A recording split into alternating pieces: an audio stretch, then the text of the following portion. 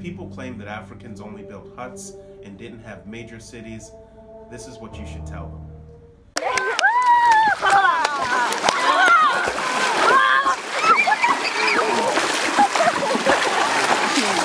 When people claim that Africans didn't build great cities, I want you to give them a couple of specific examples. The first example you should cite is the city of Kerma. Now, Kerma is a city that becomes a kingdom that then turns into an empire. By and large, the city of Kerma gets its start around 2500 BC, and it goes until about 1000 BC. So that's 1500 years of continuous history as a wealthy trading empire. The kingdom of Kerma is located in what is today the Sudan.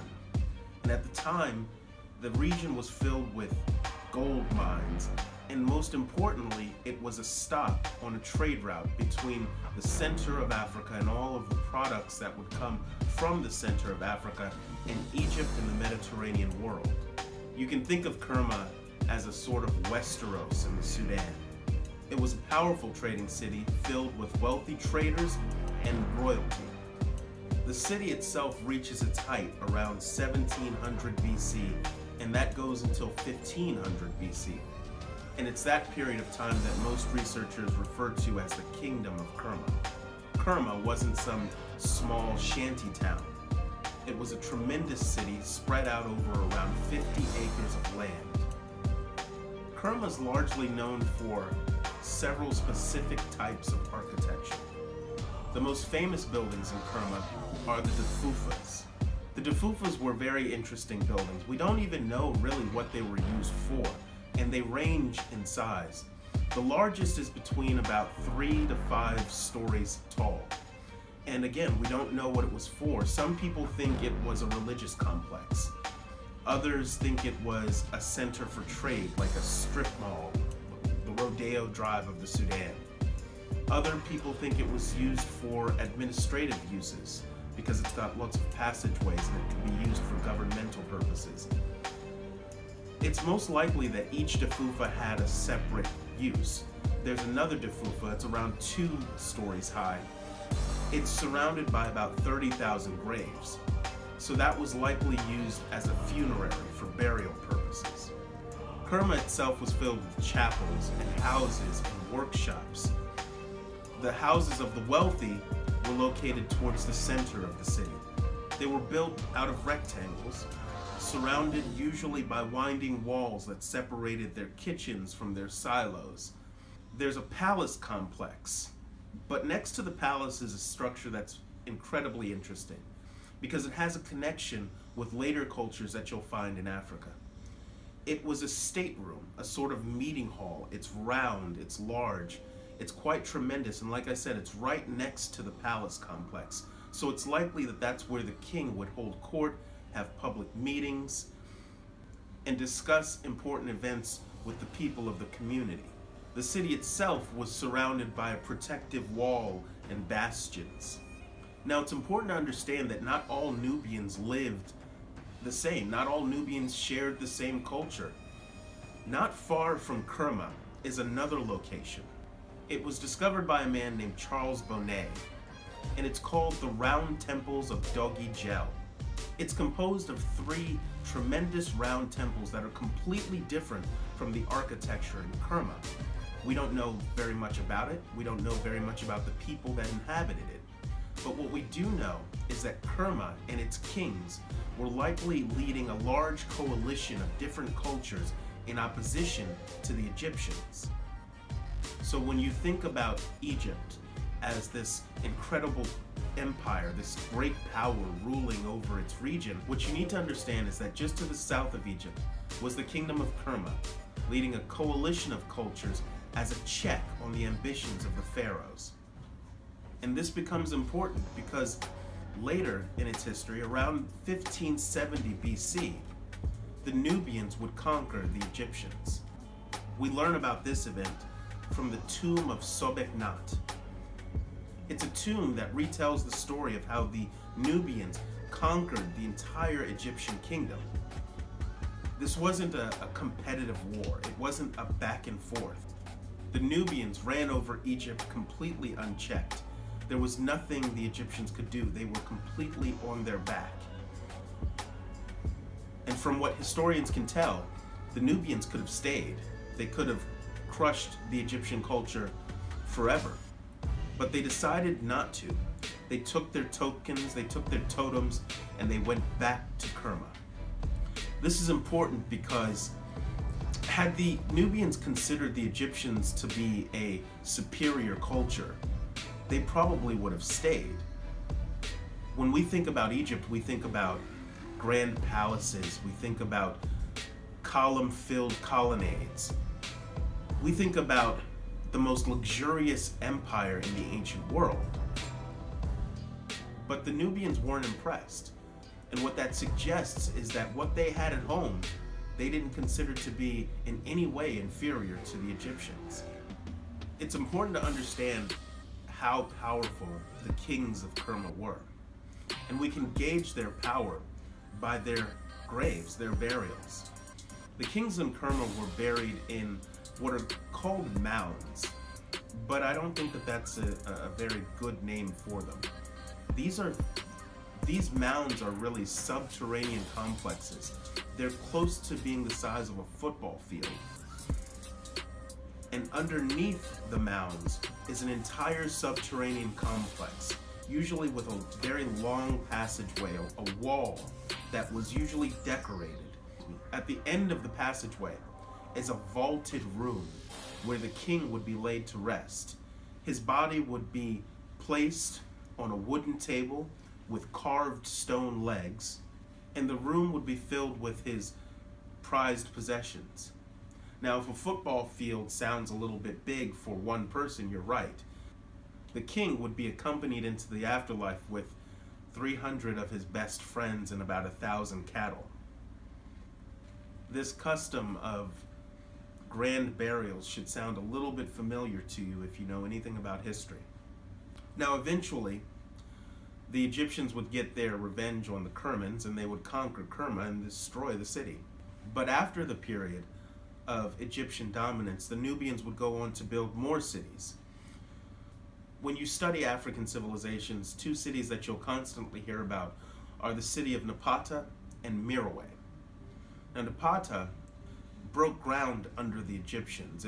It was largely a ceremonial city of palaces and temples. It was where the Nubian kings would go for important religious rites. And Napata would serve as the capital of the Nubian kingdom until the Nubians would build another city in around 890 BC called Merowe. Now, Merowe was not a small city. It was also not a little shanty town or village. Merowe was one of the finest cities in the ancient world. It was so grand, so wealthy, so opulent that the Persian Emperor Camsus wanted to conquer it. In fact, the name Merowe is actually not the name of the city. Merowe is the name of Camsus's sister. He named the city after her when he became intent on conquering it. Merowe is largely known for its incredible pyramid fields. After the period of Egyptian dominance, the Nubians adopted Egyptian culture pretty enthusiastically. And so those incredible burials that we discussed earlier become pyramid fields. But the Nubian pyramids are completely different from the Egyptian pyramids. They're smaller, they're steeper. Under them are rooms for tombs, and they're often adjoined by a chapel. And this is where we'll probably encounter our first criticisms of Nubian culture. You'll find a lot of people who will claim that the Nubians were just copying the Egyptians. But this isn't true. If you ever hear someone say that, I want you to introduce them to a term called cultural entanglement. Cultural entanglement is what happens when two cultures meet and they tend to unite. They tend to share cultural influences. One thing I say in my book, Nubia, The Rise and Fall of African Empires, is that the Nile River wasn't a one-way street of cultural influence. The Egyptians weren't imposing their culture on the Nubians. the two were sharing cultural influences. They were sharing influences. It's actually quite difficult to determine what comes from Egypt and what comes from Nubia. One thing that I'd like you to specifically cite, if somebody ever has the nerve to say that, are the graves at Tombos. You should reference Tombos because at Tombos what we see are Nubian women being buried by adopting aspects of Egyptian culture. So the burials themselves are distinctly Nubian, but the women who chose to be buried in that fashion are drawing upon certain aspects of Egyptian culture. So what this tells us is that culture isn't being imposed, it's being adopted, it's being shared. By the time 1000 BC rolls around, Egyptian culture and Nubian culture are virtually indistinguishable. One last point that you should make is that the Nubian culture hit its stride at 1700 BC. It was already an incredibly wealthy empire when the Egyptians conquered it. So what that tells us is that their interactions with Egypt may have altered the form of Nubian culture, but it didn't give birth to Nubian culture. The Nubians were already building monumental grave sites. They were already building great cities. They were already an industrious people. So when they establish Merowe, that's a continuation of a culture that goes back to 4000 BC. Now, Merowe itself became the envy of the world because of its iron industry. The Nubians became the best at smelting iron in the world. They shipped their weapons and their tools all over the ancient world, and they became incredibly wealthy because of it. At the time, iron was a mysterious metal. It was rarely understood. And for my Game of Thrones fans, if there was a place where Valyrian steel was manufactured, it would have been in Merowe. In Merowe, you had palaces and pyramids and governmental buildings. Now, if you go to the area today, it looks like an arid desert, but at the time, Merowe was situated along grasslands and rolling rivers of water. In fact, from a distance, people would call it the island of Merowe. If you walked along the broad streets of Merowe, you would have probably found courtyards lined with ram heads at the Temple of Amun.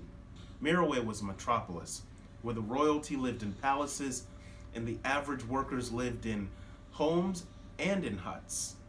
You should also keep in mind that Nubian civilization was governed as a redistributive economy. So the kings and queens were responsible for redistributing the wealth to the populace. Now, a lot of the time, Merowe and Napata are going to be the only cities you ever hear about, or the only sites you ever hear about. But there are other sites located nearby that you should also keep in mind. Musarawat is another archaeological site that you should keep in mind when you're talking about African civilizations.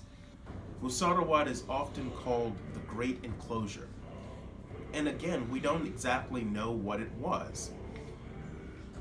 It's filled with a labyrinth of mazes, reservoirs, and colonnades. But what it was used for, we're not entirely sure. We know that there are 2 temples. We know that there's an adjoining throne room. We think it was used as a palace for the queens of Nubia. We also think that it was used as a training ground for their war elephants.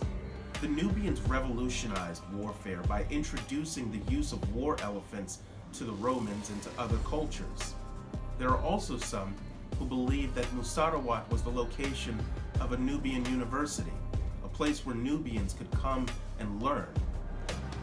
I think it's ironic that a place that is today known for poverty and starvation and warfare could have once been the home of one of the world's wealthiest and most powerful civilizations, where some of the most highly educated people in the world might have lived.